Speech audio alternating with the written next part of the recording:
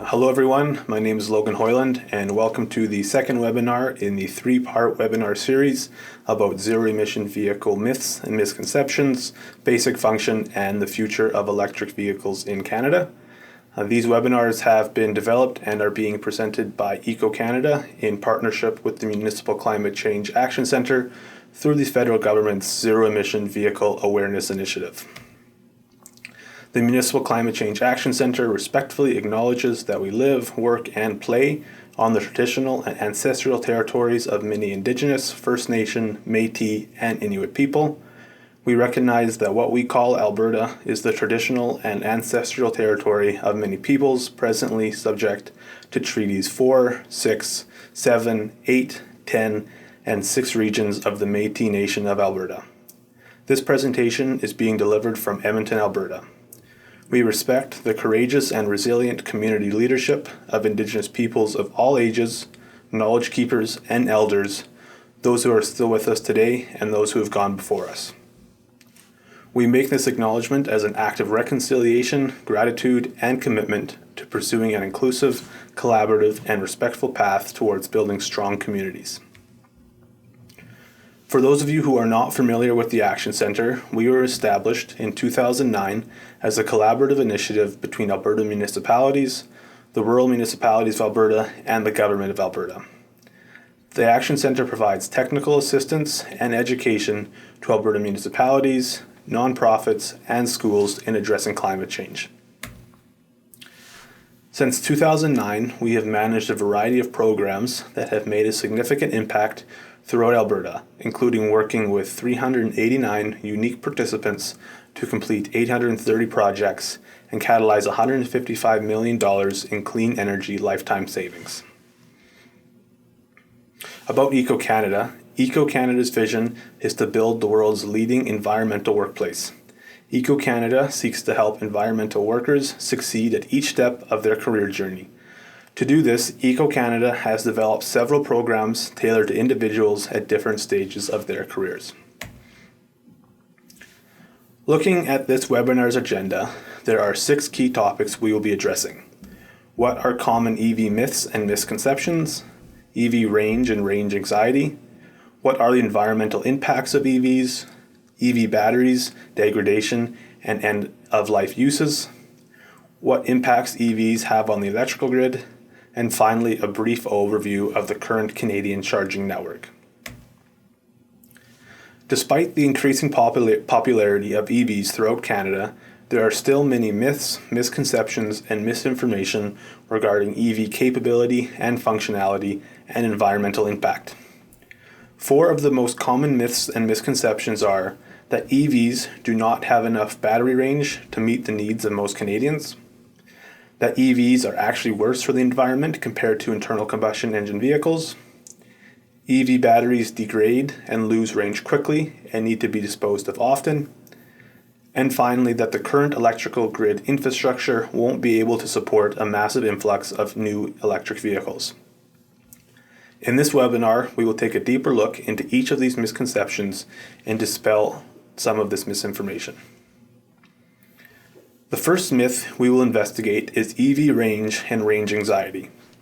Range anxiety is the fear that an EV will not have a great enough battery capacity and therefore range to meet the needs of a driver. For many Canadians, EV range is often the number one concern or deterrent when considering purchasing an electric vehicle. While the range of EVs is less than most internal combustion engine vehicles, its impact is often overblown for most drivers and their daily driving habits and needs. It is important to consider range when looking into purchasing an electric vehicle, but also consider your own daily driving habits. On average, how far do you commute daily? Do you have access to home or public charging infrastructure? And how often are you going on trips upwards of 300 to 400 kilometers? While it is important to consider the range of an EV, almost all new EVs will meet the daily driving requirements of most Canadians. The average new EV has an estimated range of around 342 kilometers, while most Canadians only drive about 42 kilometers per day. This means that even on the coldest days, when an EV may lose 40 to 50% of its range, an EV will still meet the needs of most Canadians.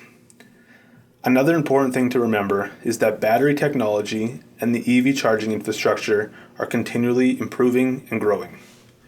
Over time, EVs will continue to have greater ranges, and there will be more publicly available charging stations throughout the country.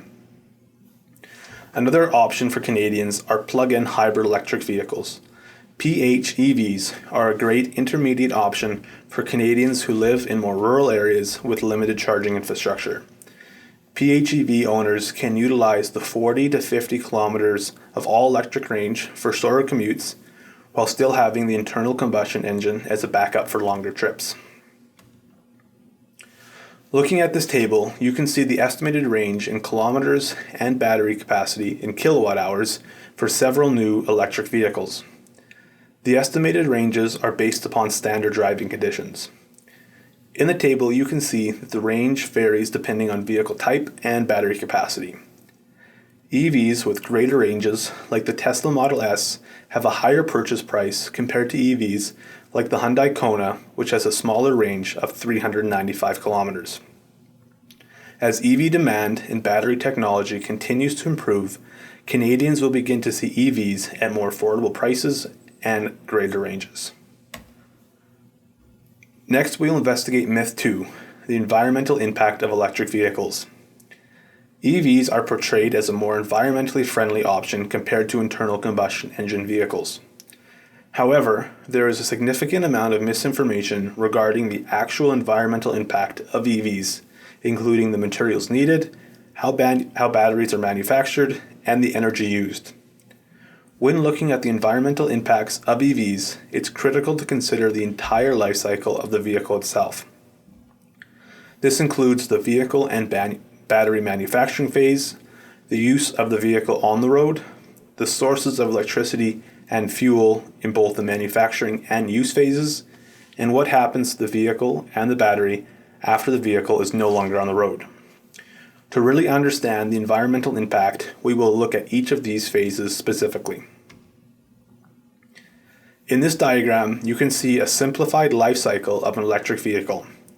The life cycle is broken down into 3 distinct phases: the manufacturing phase, the use phase, and the end-of-life phase. During the manufacturing phase, both energy and materials are required to build both the battery and general car components. A direct byproduct of EV manufacturing are a variety of greenhouse gas emissions. The next phase, the use phase, can last for several years depending on how long the EV capabilities meet the requirements of the driver. During the use phase, electricity is required to power the vehicle. However, unlike an internal combustion engine vehicle, there are no greenhouse gas emissions directly created during the vehicle's operation. Finally, the end of use phase presents several options, including battery reuse, battery recycling, or battery disposal. When looking at the manufacturing phase of electric vehicles, there are 3 key components to consider: the fuel cycle, the batteries, and the non-battery components. The fuel cycle components considers the type of energy that is used during the manufacturing process. As EV manufacturing is a very energy-intensive process, the type and source of energy used has a major impact on the overall impact of the electric vehicle. If an EV is manufactured in a country that relies heavily on coal or fossil fuel generated electricity, the overall environmental impact will be greater than an EV manufactured in a country which primarily uses renewable energy. The second major component of EV manufacturing is the battery pack itself. Due to the size, materials required, and energy needed, the battery manufacturing process has a significant environmental impact as well. Several rare earth metals such as cobalt and lithium are critical for EV batteries. It's important to remember that there is no perfect scenario where vehicle production and use has no negative environmental impacts. The mining processes for procuring these rare earth metals do have a negative environmental impact. However, as we will see shortly, it's important to consider the entire environmental impact of an EV when comparing them to internal combustion engine vehicles. The final major component of electric vehicle manufacturing are the non-battery components, such as the vehicle frame, tires, electronics, and windows. The manufacturing process is very similar to that of an internal combustion engine vehicle. Looking at the entire manufacturing process, EVs typically have a greater negative environmental impact due to their greater energy requirements and the reliance on a variety of rare earth metals. However, it's important to understand that the environmental impact is highly dependent on where the EV is manufactured. Over the next several years, we will see more EVs undergo production in both Canada and in the US, both of which use electricity, which is considerably greener compared to many countries where EVs are being produced today.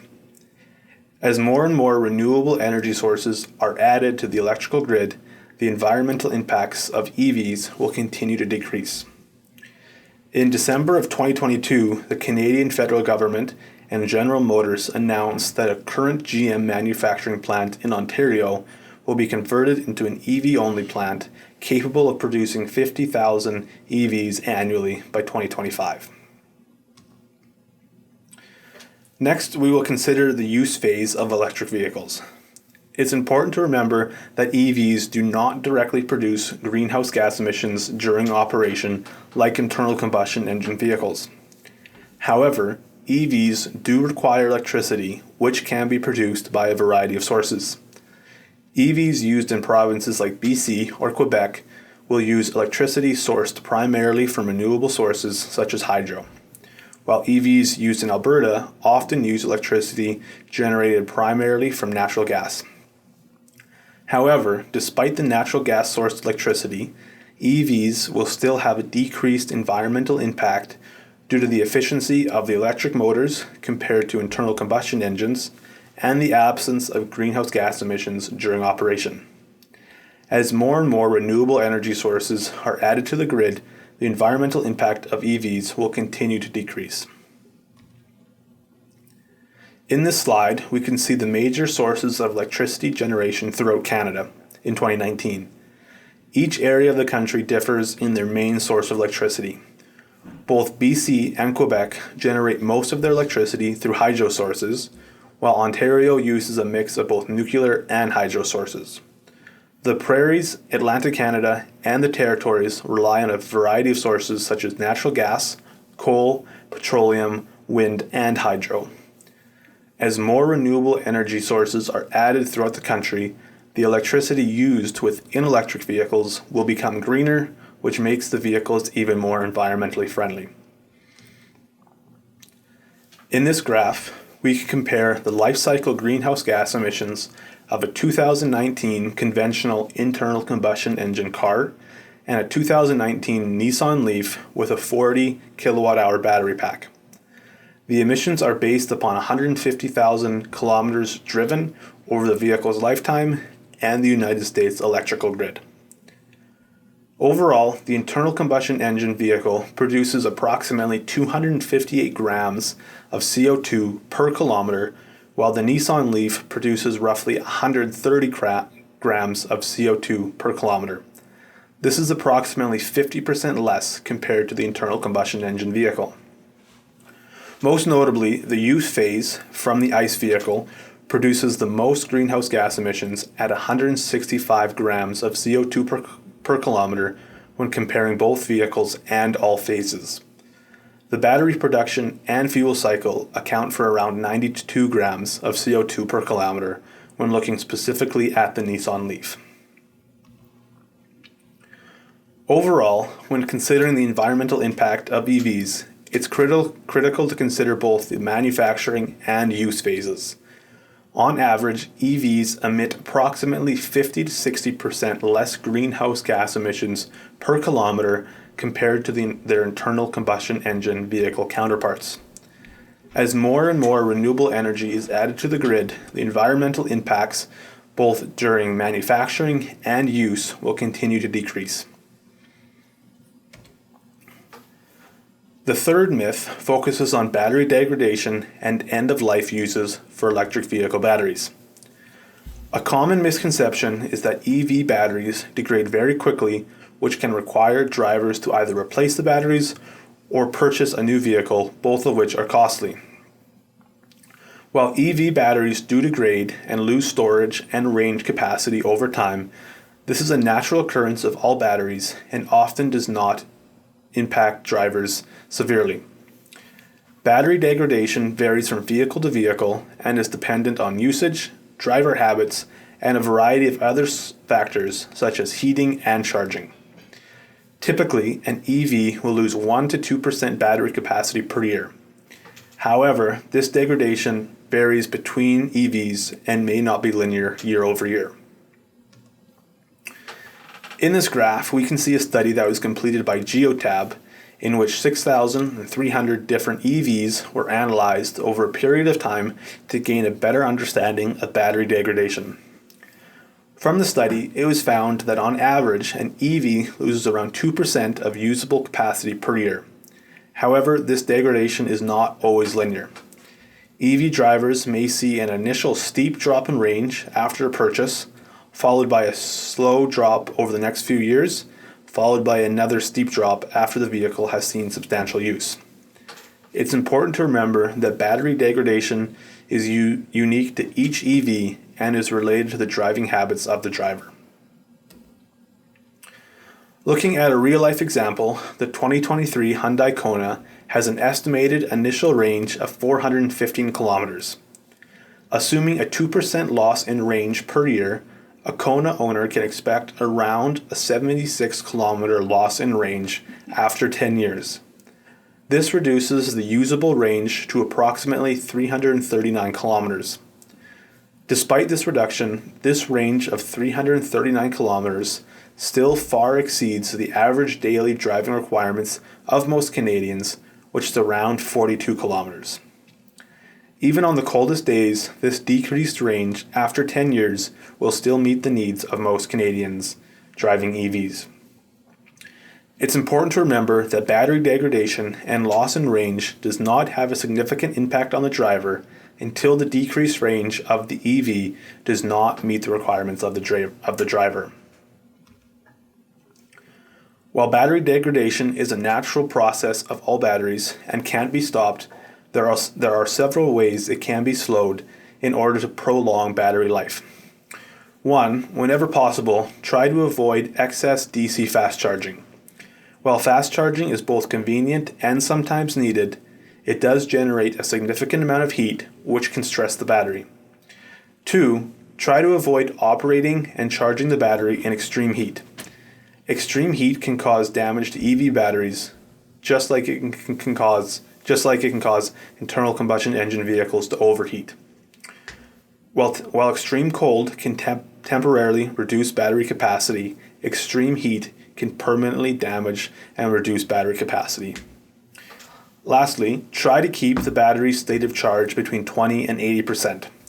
When batteries are nearly depleted or fully charged, it can damage the battery over time. Shifting to the end-of-use phase, the disposal, replacement, and reuse of EV batteries is a relatively new concern and concept, as there are still very few EVs that have been in operation for an extended period of time. After an EV no longer meets the needs of the driver, there are several options for both vehicle and battery. First is battery replacement. There is a significant amount of misinformation regarding replacement and its practicality for most EV drivers. Typically, EV battery warranty is 8 to 10 years or 160,000 kilometers. This means that the useful life expectancy of the battery is often longer than the vehicle itself. For perspective, a new Ford vehicle sold in Canada has a basic warranty of only 3 years up to 60,000 kilometers. Currently, battery replacement is not typical for most EV drivers as it can be quite expensive. For most EV drivers, purchasing a new vehicle with a new battery is often a better option than trying to replace the used battery. If an EV driver does decide to purchase a new electric vehicle, There are several options for the used battery, the first being battery repurposing. Battery repurposing is when the battery is removed from the vehicle as it no longer meets the needs of the driver and is used in a different way. Even after 10 years of use in an EV, a spent battery is still capable of storing large amounts of energy. This makes used EVs excellent for complementary energy storage with renewable energy sources such as wind and solar. For example, after 10 years of use in a 2023 Hyundai Kona, the Kona will still have a capacity of roughly 51 kilowatt hours. This is a lot of energy. A Tesla Powerwall, which is often tied into residential solar PV systems, has a capacity of 13.5 kilowatt hours. Even after 10 years of use in a vehicle, a used Kona battery can still store upwards of 3.5 times more energy than a new Powerwall. A Canadian example of battery repurposing is an initiative being completed by BC Moment Energy and the Government of BC. With this initiative, Moment Energy will be using retired EV batteries to supplement renewable energy systems in remote communities that rely heavily on diesel generation. In doing so, the communities can reduce diesel consumption and ensure electrical stability with added energy storage. If a battery is not repurposed, or after it has been repurposed, another option is battery recycling. Large-scale battery recycling is still a very new technology and industry due to the limited number of EVs which are no longer on the road. However, battery recycling will play a key role in the EV industry going forward, as efficient and affordable recycling will reduce the demand for rare earth mineral mining. As more and more Canadians adopt EVs, having large-scale recycling facilities will be critical. Currently, there are two main techniques which are used to recycle batteries and recover metals: pyrometallurgy and hydrometallurgy. Pyrometallurgy requires the batteries to be heated and smelted at very high temperatures. The byproduct is then separated and some of the rare earth metals are recovered. The other recycling technique, hydrometallurgy, is a far more efficient and sustainable form of recycling. Batteries are dissolved in a variety of solvents, with the majority of the rare earth metals being recovered. The metals can then be returned to battery production supply chains. Two North American companies which currently recycle batteries at large scale are Lifecycle and Redwood Materials. Lifecycle is a Canadian-based company which is rapidly expanding throughout North America and Europe, while Redwood Materials is an American-based company started by the former Chief Technical Officer of Tesla. The fourth and final myth focuses on the impact EV adoption will have on the electrical grid. A common misconception is that the current electrical grid will not be able to support the mass adoption of EVs we expect to see over the next several years. While EVs will significantly increase both the electrical load and power demand, electrical utilities and providers are very aware of the impacts EVs will have and have already began developing the necessary infrastructure to accommodate more EVs. As this transition will happen gradually over the next 30 years, utility providers have time to adapt and develop required energy generation and distribution infrastructure. According to a report completed by ICF, a consulting firm working on behalf of Natural Resources Canada, many system planners perceive low vulnerability and risk in terms of EV adoption, and that the adoption of electric vehicles is a great business opportunity due to the additional load. In this graph, we can see the projected electrical load of EVs nationwide, assuming all light and medium-duty vehicles are fully electric by 2050. In this graph, we see a steady increase in annual load from 2030 through 2045, with the expected load being approximately 156 terawatt hours by 2050. To put that in perspective, in 2019, Canada produced around 632 terawatt hours of electricity. The annual electrical load of EVs in Canada in 2050 is projected to be around 156 terawatt hours, which is approximately 25% of all the electricity that is generated annually in Canada today. Adding 156 terawatt hours of electrical load by 2050 is very similar to adding the entire electrical capacity of Ontario's grid today. In the table on the right, we can see the expected national electrical load for EVs in 2030, 2040, and 2050.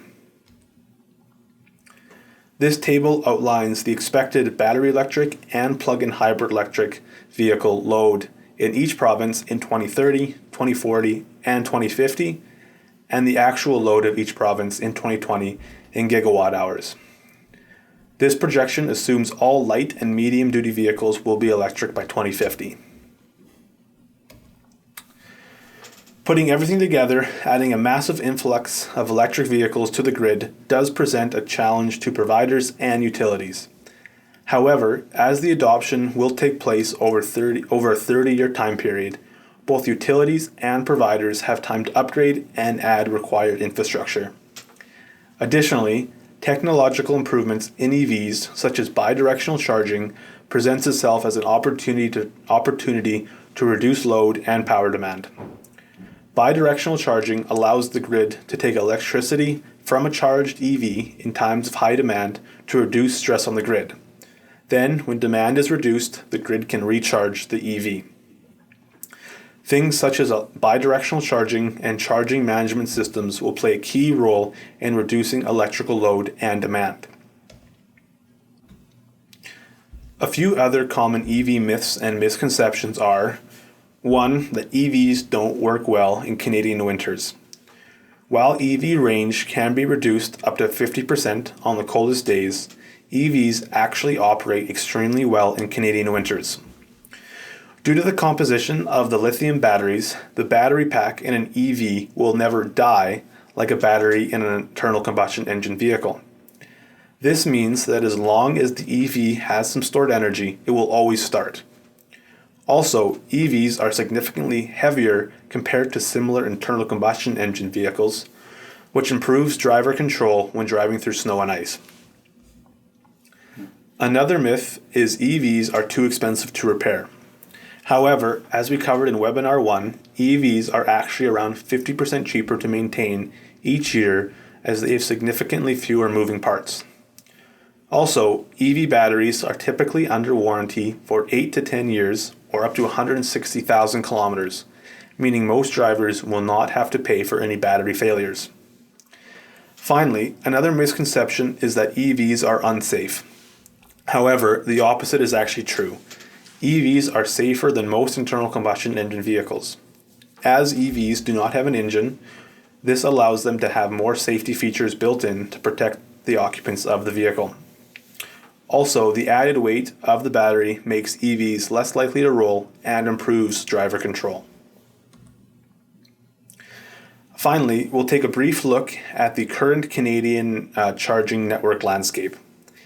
This graph outlines the number of publicly available Level 2 and Level 3 charging stations throughout Canada as of June 2022. Currently, Quebec, Ontario, and BC respectively have the most Level 2 and Level 3 charging stations. This picture provides a good visual of where the majority of EV charging stations are located throughout the country. As you can see, most chargers are located in the major urban centers throughout the country. There are still significant gaps throughout rural areas of Canada. In Webinar 3, we will take a look at charging station incentives, targets, and future infrastructure in more depth. And that brings us to the end of Webinar 2. In Webinar 3, we will be addressing the common pillars of EV uptake in Canada, EV policy, government and manufacturer targets, EV incentive programs, and how Canadians can benefit from the EV transition. Thank you everyone for attending this webinar presented by EcoCanada and the Municipal Climate Change Action Centre. I hope you found it helpful. If you have any questions about this webinar or any of the topics, please don't hesitate to reach out.